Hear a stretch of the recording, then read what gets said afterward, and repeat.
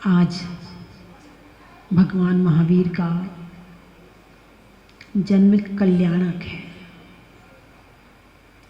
जब भगवान का जन्म हुआ था,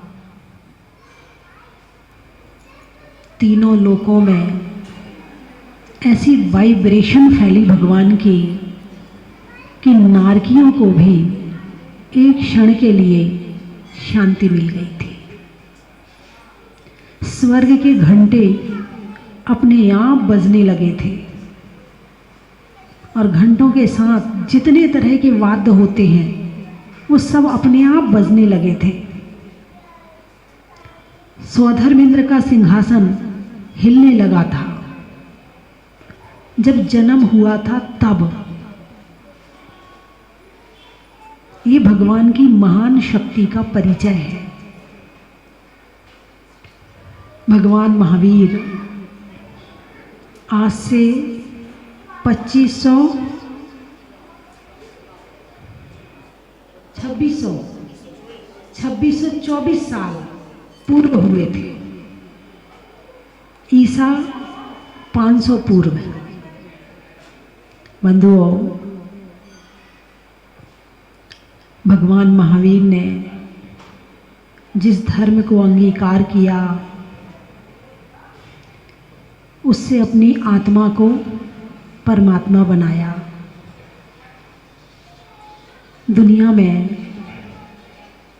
अक्सर लोग अपने सुख की चिंता करते हैं, अपने सुख के लिए सोचते हैं। थोड़ा और आगे बढ़ो तो अपने बच्चों के लिए सोच लेते हैं, अपने परिवार के लिए सोच लेते हैं। लेकिन तीर्थंकर महावीर वो परमात्मा है, वो आत्मा है जिन्होंने जन जन के लिए सोचा, जिन्होंने हर जीव के सुख की भावना भाई, जिन्होंने मार्ग दिखाया और जिन्होंने अपने साथ औरों का कल्याण भी किया। वो केवल अपने लिए नहीं सोचे, उनके साथ साथ दिव्य ध्वनि किन की खिरती है? जो अपने साथ साथ औरों के कल्याण की भावना भाता है। वरना तो बहुत सारे मूक केवली होते हैं। कौन से केवली? मूक केवली। तपस्या करी, तपस्या करने के बाद केवल ज्ञान हुआ, दिव्य ध्वनि नहीं खिरती है, मौन रहते हैं और उसी में फिर उनको मोक्ष हो जाता है। उनको कहते हैं मूक केवली। लेकिन जिनके अंदर अपने साथ साथ औरों को सुख देने की भावना होती है, औरों का भला करने की भावना होती है, उनकी दिव्य ध्वनि खिरती है। और उनमें सबसे परम श्रेष्ठ होते हैं तीर्थंकर। और अंतिम तीर्थंकर भगवान महावीर। सत्य और ज्ञान के दीप जलाती रहे जिंदगी, सदराह पर आपको चलाती रहे जिंदगी। आज के दिन मेरी यही शुभकामना है कि आपको महावीर बनाती रहे जिंदगी, आपको महावीर बनाती रहे जिंदगी। भगवान महावीर ने जन जन का कल्याण किया। मात्र मनुष्यों का नहीं, देवताओं का भी किया। मात्र देवता और मनुष्य ही नहीं, उनके समूह शरण में जो भी त्रियंच आए, चाहे शेर आया, गाय भैंस, जो भी त्रियंच आए, सबका कल्याण हुआ, सबने सम्यक दर्शन प्राप्त किया। और जो एक बार भगवान के समूह शरण में उनकी वाणी सुन लेता है, वो निकट भव्य होता है और कहीं ना कहीं किसी न किसी भाव में उनको मोक्ष की प्राप्ति हो जाती है। केवल नारकियों को छोड़ करके 3 गति के जीव भगवान के समूह शरण में जाते हैं और वहाँ जाकर व्रत ग्रहण करते हैं। जो महाव्रत लेते हैं वो महाव्रत लेते हैं, जो महाव्रत नहीं ले पाते हैं, दीक्षा नहीं ले पाते हैं, वे अणुव्रत लेते हैं। कौन सा व्रत लेते हैं? अणुव्रत लेते हैं। भगवान महावीर ने जो व्रत बताए हैं, महाव्रत और अणुव्रत। अब महाव्रत तो हमारे मुनिराज बैठे हैं, जो महान लोग होते हैं वो महाव्रतों का पालन करते हैं, लेकिन जो महान नहीं हो पाते हैं वो अणुव्रतों का पालन करते हैं। जो ये कहते हैं कि हम महाव्रत धारण नहीं कर सकते, हमसे नहीं हो सकता, हम नहीं इतना पूरा पालन कर सकते हैं, तो भगवान महावीर कहते हैं कोई बात नहीं है, आप छोटे छोटे व्रत को ग्रहण करो। आप छोटे छोटे व्रतों को ग्रहण करके अपनी आत्मा को पवित्र बनाओ, अपने जीवन को अच्छा बनाओ। तो क्या होता है उन व्रतों को ग्रहण करने से? क्या होता है? उससे आत्मा की पापों से रक्षा होती है, पहली बात। दूसरी बात, शरीर के स्वास्थ्य की रक्षा होती है। तीसरी बात, शरीर में बीमारियां नहीं आती हैं। चौथी बात, सम्मान होता है। किससे? अनुव्रतों से। आप चाहते क्या हो? मैं स्वस्थ रहूं। चाहते कि नहीं चाहते? आप चाहते क्या हो? लोग मेरा सम्मान करें। आप चाहते हो कि हमारे घर में शांति रहे। आप चाहते हो कि हमारे समाज में शांति रहे। आप चाहते हो कि हमारे देश में और विश्व में शांति रहे। तो अपनी अपनी रक्षा के लिए हर देश ने अणुबम बना रखे हैं। क्या बना रखे हैं? अरे बोलिए ना, अणुबम बना रखे हैं। तो अणुबमों के माध्यम से क्या कर रहे हैं? देश की रक्षा कर रहे हैं, है ना। देश की रक्षा किससे हो रही है? लेकिन एक कोई दिमाग खराब वाले ने दूसरे पे पटक दिया तो दूसरा छोड़ेगा क्या? नहीं छोड़ेगा। अभी यूक्रेन और रसिया है युद्ध चल रहा है। 1-1.5 साल हो गए ना, 3 साल हो गए। वो अभी युद्ध बंद हुआ ही नहीं है। ये होगा जहां भगवान महावीर की वाणी नहीं होगी, वहां ये होगा। आज देश को अणु बम की नहीं, अणुव्रत की आवश्यकता है। और जहां ये अणुव्रत चले जाएंगे वहां अणु बम की जरूरत ही नहीं पड़ेगी। भगवान महावीर के अणुव्रत मात्र जैनियों के लिए नहीं है। ये मत सोचो कि अणुव्रत जैन होते हैं, जो जैन होता है वो ही ग्रहण करते हैं। नहीं, अणुव्रत तो प्राणी मात्र ग्रहण कर सकते हैं, मनुष्य तो ग्रहण कर ही सकते हैं। इसके साथ में त्रियंच भी ग्रहण करते हैं। भगवान महावीर का जीव जब सिंह की पर्याय में था और मुनिराजों का उपदेश सुना तो कौन से व्रत लिए थे? अरे बोलिए ना, अणुव्रत लिए थे। जब पारसनाथ भगवान का जीव हाथी की पर्याय में था तो कौन से व्रत लिए थे? अणुव्रत लिए थे। जब गिद्ध पक्षी राम के पास आया और जब वहां पर उन्होंने उसको धर्म समझ में आया तो कौन से व्रत लिए थे? अणुव्रत लिए थे। यानी ये व्रत केवल मनुष्यों के लिए नहीं है, ये व्रत त्रियंचों के लिए भी है, पक्षियों के लिए भी है, पशुओं के लिए भी है। जो भी इन व्रतों को ग्रहण करता है उसका कल्याण होता है और उसके साथ जो रहता है उसका भी कल्याण होता है। तो आपको मालूम तो होगा ये अणुव्रत कौन से होते हैं? अरे बोलिए ना, मालूम है? नहीं मालूम है? मालूम है? हाथ उठाकर बताना कितने लोगों को मालूम है। चलो आप खड़े होकर नाम बताओ जरा। अभी यहाँ पर जो पढ़ाई चल रही है तो जरूर याद होगा। अभी पढ़ाई काफ़ी अच्छी रहने दो, समझ गई मैं। हाँ, आप लोग बहुत अच्छे हैं जो इस समय जैन धर्म की पढ़ाई कर रहे हो, परीक्षा आदि दे करके आप उसका ज्ञान प्राप्त करें, बहुत अच्छा लगा और करना चाहिए। और करना, अणुव्रत 5 होते हैं। पाप कितने होते हैं? अरे बोलिए ना, 5। पहला पाप हिंसा, दूसरा झूठ, तीसरा चोरी, चौथा कुशील, 5वां परिग्रह। पाप कितने हुए? 5। अब इसको उल्टा करो। हिंसा का उल्टा झूठ का उल्टा, चोरी का उल्टा आचौर्य, और कुशील का उल्टा ब्रह्मचर्य, और परिग्रह का उल्टा अपरिग्रह। बस जिसने पाप को याद कर लिया उसे महाव्रत और अणुव्रत के नाम अपने आप याद हो जाएंगे। ठीक है। अब जिसने पूर्ण रूप से द्रव्य हिंसा और भाव हिंसा दोनों छोड़ दी है तो वो महाव्रत हो गया। अहिंसा महाव्रत। जिसने पूर्ण रूप से मन वचन काय कृत कारित अनुमोदना से झूठ का त्याग कर दिया तो वो हो गया सत्य महाव्रत। जिसने पूरे मन वचन काय कृत कार्य अनुमोदना से जिसने चोरी का त्याग कर दिया तो आचौर्य महाव्रत। ठीक है। और जिसने पूर्ण रूप से ब्रह्मचर्य धारण कर लिया है वो हो गया ब्रह्मचर्य महाव्रत। और जिसने 24 प्रकार के परिग्रह का त्याग कर दिया है वो हो गया अपरिग्रह महाव्रत। ठीक है, ये महाव्रत हो गए। अब ये अणुव्रत कैसे बनेंगे? महा यानी बड़ा और अणु यानी छोटा, अणु यानी छोटा। अब हिंसा, घर में रहते हैं, भोजन भी बनाना है, झाड़ू भी लगानी है, व्यापार भी करना है, तो पूर्ण रूप से हिंसा नहीं छोड़ सकते हैं। तो क्या कहा, ठीक है आप पूरी नहीं छोड़ सकते तो इसमें आरंभी, घर गृहस्थी के काम संबंधी, उद्योगी, व्यापार संबंधी, विरोधी यदि आप पर कोई वार करता है या आपके धर्म पर कोई वार करता है या आपके देश पर कोई वार करता है तो आप युद्ध कर सकते हैं, इतनी छूट दी है। अपने आप नहीं करना, वार किया तो छोड़ना नहीं है। आपस में मत लड़ना, नहीं तो माता जी ने कहा था छूट है। हाँ, उसके लिए नहीं कह रही। जब बहुत जरूरी हो, जहां नम्रता से काम चल जाए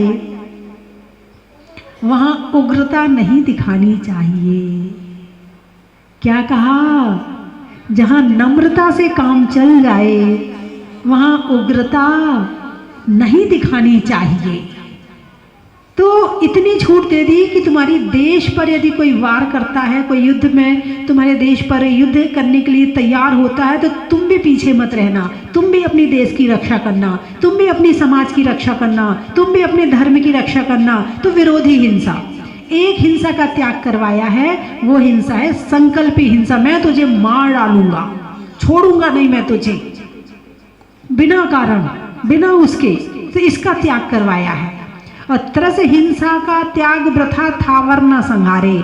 2 इंद्री, 3 इंद्री, 4 इंद्री, पंचेंद्री जीवों की हिंसा का त्याग, और एक इंद्री उतनी जितनी जरूरी है, चाहे वो अग्नि जलाने संबंधी हो, चाहे वो पानी से काम करने संबंधी हो, चाहे वनस्पति से संबंधी हो, चाहे वायु कायिक से संबंधी हो, चाहे पृथ्वी कायिक से, जितनी जरूरी है उतनी करना, बाकी का त्याग। ये हो गया अहिंसा अणुव्रत।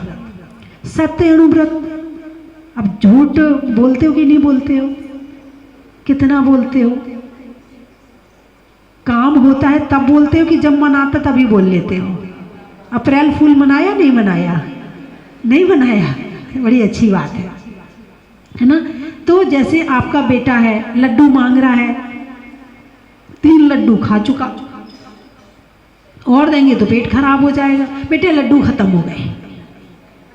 अब आपके झूठ बोलने में उद्देश्य गलत नहीं है, उद्देश्य सही है। सास बहू का झगड़ा हो रहा है, किसी ने कुछ झूठ बोल करके उसका झगड़ा सही करवा दिया, ठीक है, ये भी चल जाएगा। व्यापार करते हो, व्यापार में कहोगे भाई ये तो 100 रुपये मीटर का कपड़ा है, वो कहेगा मुझे ही ठग रहा है। सही बता दोगे तो वो तुम्हें पैसा नहीं देगा पूरा। तो व्यापार संबंधी थोड़ी बहुत जिसमें किसी का बुरा ना हो, इतनी झूठ की छूट है। चोरी यानी अपने घर में अपनी वस्तु आदि तो कोई बात नहीं है, लेकिन बाहर की वस्तु किसी की नहीं चोरी करना, ये चोरी का अचौर्य अणुव्रत हो गया। और ब्रह्मचर्य अणुव्रत, अपनी पत्नी को छोड़कर अन्य सभी नारी जाति में बहन, माँ और बेटी के समान मानना, ये ब्रह्मचर्य अणुव्रत हो गया। और नारी अपने पति को छोड़ करके बाकी सबको क्या, बेटा, भाई और पिता के समान मानना, पुत्र के समान मानना, ये नारी के लिए अणुव्रत हो गया। ये नहीं कि बॉयफ्रेंड और गर्लफ्रेंड बना रहे हैं, शादी हो गई उसके बाद भी फ्रेंड बन रहे हैं, नहीं। ये ब्रह्मचर्य अणुव्रत पालन करने के बाद अनेक बीमारियां तुम्हारे शरीर में नहीं आएंगी, अनेक तरह की टेंशन खत्म हो जाएगी, अनेक तरह की चिंताएं खत्म हो जाएंगी। मन भागता था इधर कभी उधर, कभी उधर, कभी उधर, ब्रेक लग गया।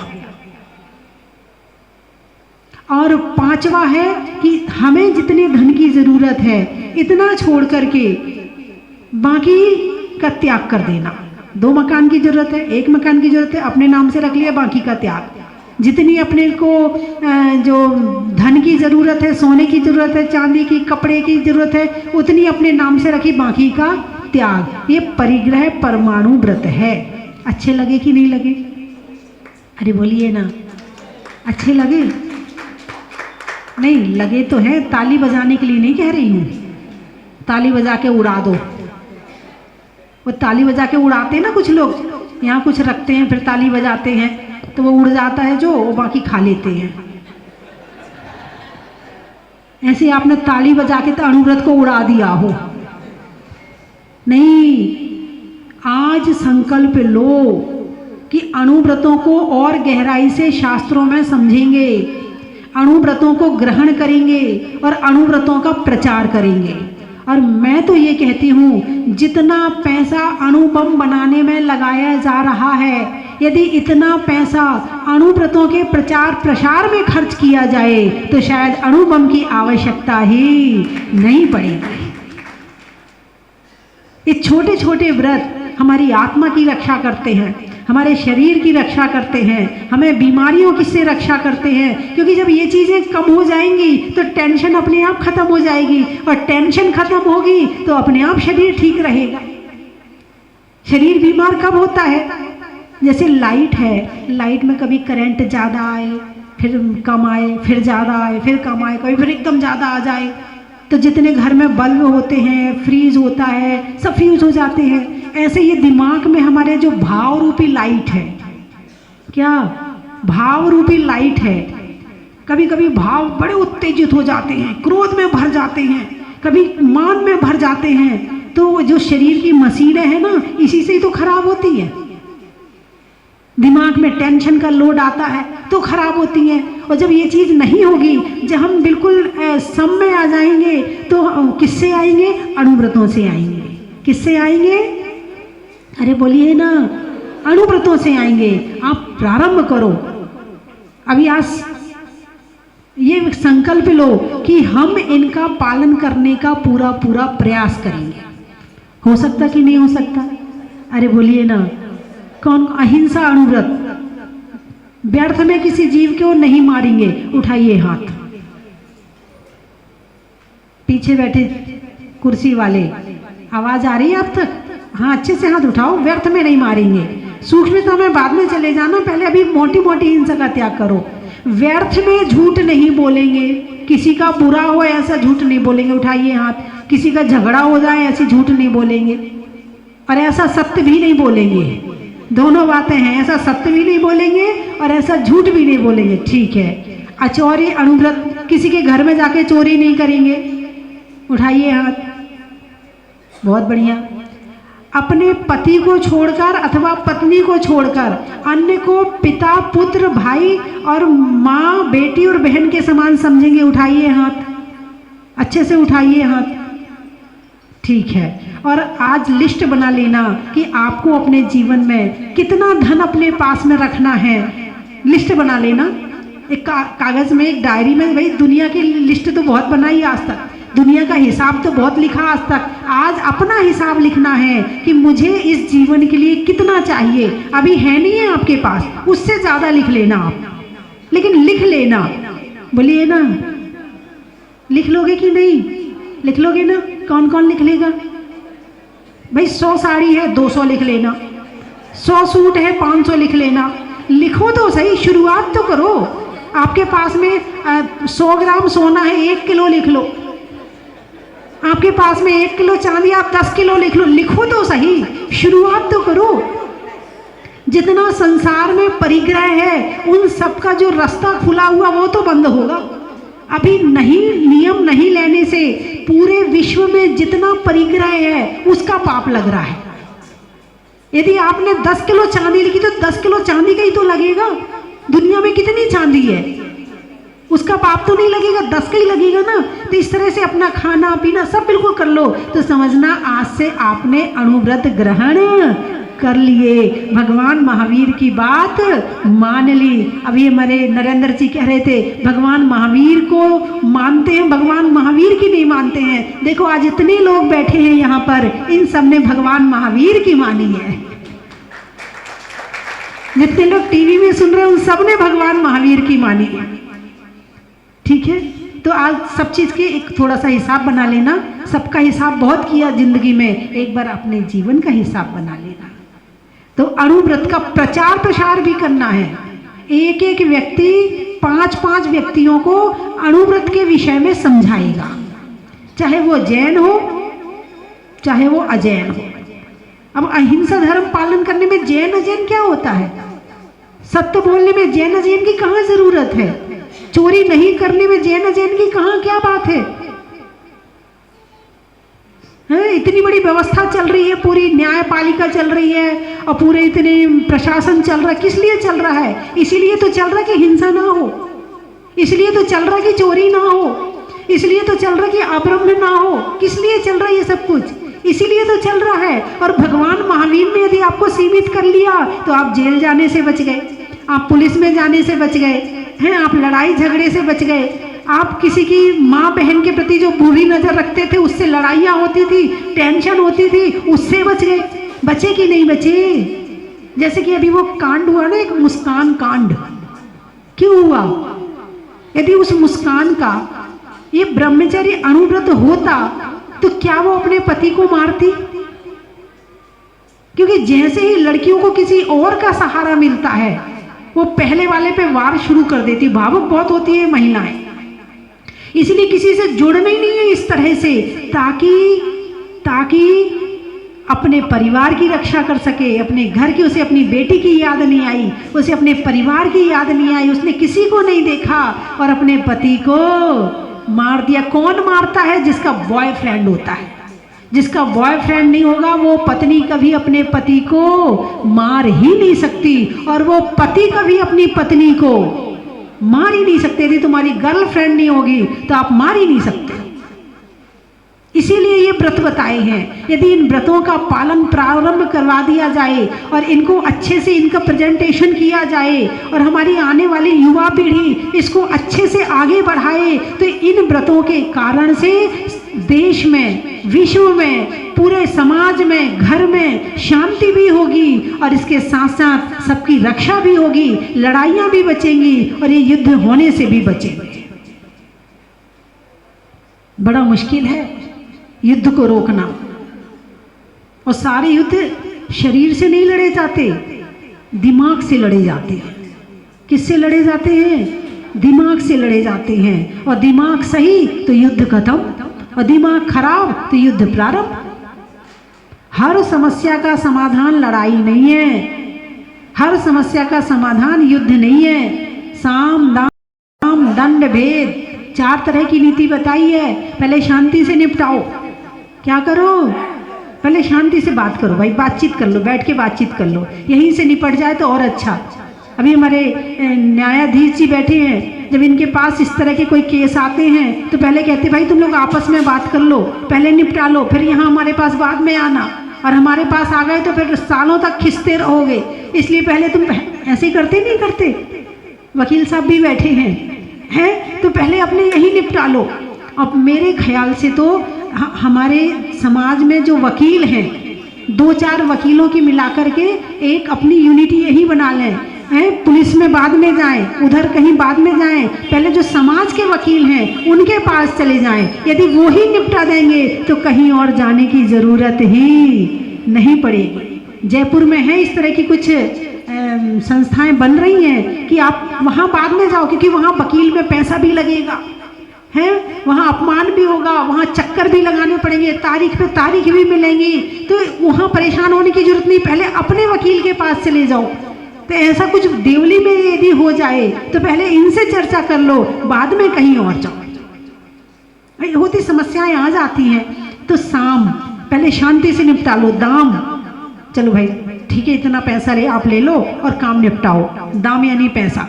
दंड, इसके बाद भी नहीं मानता तो दंड की व्यवस्था है, और फिर भी नहीं मानता तो फिर भेद की व्यवस्था है, अलग कर दो। फिर भेद की व्यवस्था सबसे लास्ट है, वो किससे निकाल दो, उससे निकाल दो, यहाँ से हटा दो, वो सबसे लास्ट व्यवस्था है। सबसे पहली व्यवस्था है साम। जैसा कि भाई उदाहरण आपने अभी आजकल में देखा ही है, शाम शांति से निपटा लो, नहीं निपटा भाई ठीक है, दाम इतना जुर्माना लगेगा। जुर्माना लेते ना, कोर्ट कचहरी में भी जुर्माना लेते हैं, इतना पैसा लगेगा। फिर भी यदि नहीं मानता है, भाई इतने महीने की सजा होगी, और फिर भी नहीं मानता है तो जेल में भी ऐसी जगह रख दिया जाता है जहां कोई उसे दिखे भी ना, भेद अलग कर दिया। तो भगवान महावीर की एक एक बात जैसा भी बताया कि उनका अनेकांत, उनका स्याद्वाद जो सिद्धांत है, अनेकांत सिद्धांत, स्याद्वाद, 10 लक्षण, रत्नात्रय है, इसके साथ में तुम्हारे 16 कारण भावनाएं, 12 भावनाएं, ऐसी ऐसी चीजें हैं। यदि एक एक सिद्धांत को यदि हम अपने अंदर ग्रहण कर लें तो बाकी सिद्धांत अपने आप चले आएंगे, अपने आप चले आएंगे। और 5 महाव्रत तो सभी जानते ही जानते हैं, है ना। तो बंधुओं, समय बहुत हो रहा है और अभी हमें मुनिराजों को भी सुनना है जो भगवान महावीर के वंश परंपरा को आगे बढ़ा रहे हैं, भगवान महावीर के व्रतों को लेकर उनकी प्रभावना कर रहे हैं और उनके मार्ग पर आगे बढ़ रहे हैं। आज भगवान महावीर नहीं है, लेकिन भगवान महावीर के रूप में हमारे मुनिराज हैं। इनको देखकर हम ये याद करें, जब ये मुनिराजों के द्वारा हमारे देश में, हमारे समाज में इतनी शांति हो सकती है, तो साक्षात महावीर जब होंगे तब क्या होता होगा। और इनको देख करके कम से कम महाव्रत नहीं ले पा रहे हो, अरे बोलिए ना, तो अणुव्रतों का पालन अच्छी तरह से कर लेना और गहराई से सर्च करना। आपके मोबाइल में मिल जाएगा। यदि आपको शास्त्र नहीं पढ़ना हो, आप दुकान पर बैठते खाली बैठे हो, तो उस समय पर सर्च कर लेना अणुव्रतों पर प्रवचन, अणुव्रत क्या होते हैं, सब वो मोबाइल आपको सब निकाल के दे देगा। अणुव्रत क्या होते हैं सब समझ में आ जाएगा आपको, है ना। और आज के दिन भूगर्भ से प्रकटित अतिशयकारी भगवान मुनि सुब्रत जी जहाजपुर वाले जमीन से प्रकट हुए थे। चैत का महीना, 13 तिथि, सन 13, 23 अप्रैल, मंगलवार। आज कौन सी वार है? गुरुवार है। अरे मंगल नहीं है आज, चलो कोई बात नहीं, गुरु बैठी है ना, गुरुवार हो गया, कोई बात नहीं है। तो मंगलवार के दिन यहीं पर मुझे सूचना मिली थी कि भगवान धरती से प्रकट हुए हैं। और वो 2013 के बाद अब ये दूसरी महावीर जयंती पर मैं यहाँ हूँ। और हमारे आचार्य श्री विद्याभूषण सन्मति सागर जी महाराज, आचार्य श्री सराकोद्धारक ज्ञान सागर जी महाराज, दोनों मुनिराजों ने आज के दिन दीक्षा ली थी और भगवान के पंथ का अनुसरण किया था, अनुकरण किया था। तो आज के दिन कुछ ना कुछ नया जरूर करना और अपने बच्चों को अभिषेक, आज दोपहर में अभी यहाँ विधान होने वाला है, यहाँ बच्चों को जरूर लेकर के आना और सिखाना कि महावीर जयंती कैसे मनाई। नहीं तो घर में बैठे मोबाइल, हम मोबाइल में देख लेंगे महावीर जयंती, नहीं, आकर देखो, समाज से जुड़ो, बच्चों से कहो समाज से जुड़ो, यहाँ प्रतियोगिता करवाओ। अभी तो इस बार प्रतियोगिता नहीं हुई, तो बच्चों के लिए महावीर भगवान से संबंधित प्रतियोगिता करवाओ, महावीर भगवान से संबंधित नाटक करवाओ, भगवान महावीर से संबंधित प्रश्नोत्तरी करवाओ। तो इससे उन्हें पता चलेगा, क्या पता चलेगा कि भगवान महावीर क्या हैं, उनके सिद्धांत क्या हैं और वो क्या थे और हम उन्हें कैसे माने, ये सारी चीज़ें उससे पता चलेगी। और ये काम है महिला मंडल का। किसका काम है? अरे बोलिए ना, महिला मंडल का। हमारे बीच में केशवराय पाटन से एक बार ताली बजाओ, वहाँ के श्रेष्ठी और तन मन धन से हर काम में समर्पित रहने वाले, नाम मैं भूल गई हैं, चंद्र प्रकाश जी, चंद्रमा ही चमकता है जैसे, बहुत अच्छा। और हमारे नरेंद्र जी के लिए एक बार जोरदार तालियां बजाइए। जब से भगवान निकले हैं तब से लेके अभी तक यदि स्वस्ति धाम में कोई कार्यक्रम होता है तो आपकी उपस्थिति अवश्य ही होती है।